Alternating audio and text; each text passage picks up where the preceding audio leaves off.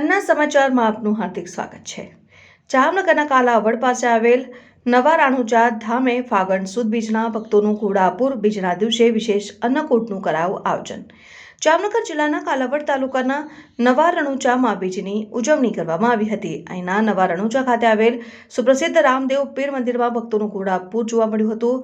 ફાગણ સુદ બીજના દિવસે રણુજામાં રામદેવ પીરના મંદિરે યોજાય છે અન્નકૂટ દર્શન અને દર બીજે લોકો અહીં ધ્વજારોહણ કરતા હોય છે। અહીં 52 ગજની ધજા ચડાવવામાં આવે છે અને મોટી સંખ્યામાં ભાવિકો દર્શન કરવા પહોંચ્યા।